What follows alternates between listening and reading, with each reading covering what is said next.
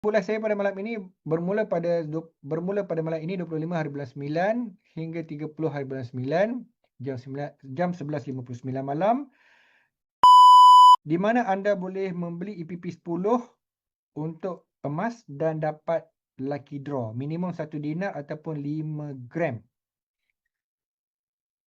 So, tuan-tuan, apa maksud EPP 10? EPP 10 bermaksud beli emas ikut harga semasa, bayar 10 bulan dan tuan-tuan akan dapat emas setelah habis bayar. Sama ada bulan yang ke-10 ataupun kalau habis bayar awal. Yang kedua, ada promosi dealer. Tuan-tuan boleh jadi dealer pada malam ini ataupun sehingga promosi Facebook Live saya habis. Ada dua promosi dealer. Yang pertama normal dealer, yang keduanya priority dealer. Untuk normal dealer, kelebihan dia adalah ada komisen belian diri sendiri 1%, komisen belian customer 1%, komisen buyback, iaitu kalau jual balik emas kat public gold, komisen 0.3%. Yang keduanya adalah priority dealer, di mana komisen untuk belian diri sendiri 1.5%, komisen belian customer 1.5%, komisen buyback 0.3%. Baik, untuk menjadi dealer ataupun priority dealer, inilah promotion untuk anda.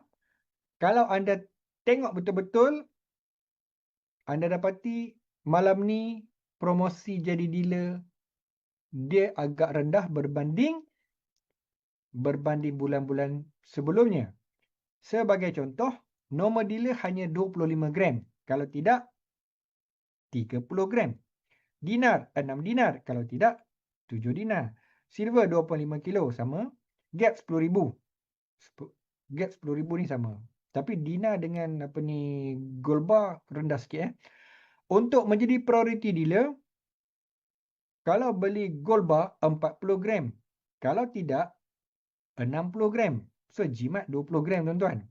Untuk dinar, 10 dinar. So, jimat. Kalau tidak, 14 dinar. So, jimat 4 dinar. Silver 5 kilo sama. Baik. Gap 20,000 masih lagi maintain. Dan mesti beli Westcard RM300.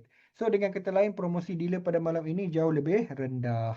Next, siapa nak jadi dealer kena beli Westcard. Apa itu Westcard? Westcard adalah name card dealer PG yang mengandungi nama, status dealer dan PG code dealer. Dan dia ada 0.5 gram emas di dalam name card tersebut. Harganya RM300. Okay? Siapa yang join Facebook Live saya pada malam ini, dia akan dapat cabutan bertuah. Beli 1 dinar, 5 entry, 5 gram, 5 entry, 10 gram gold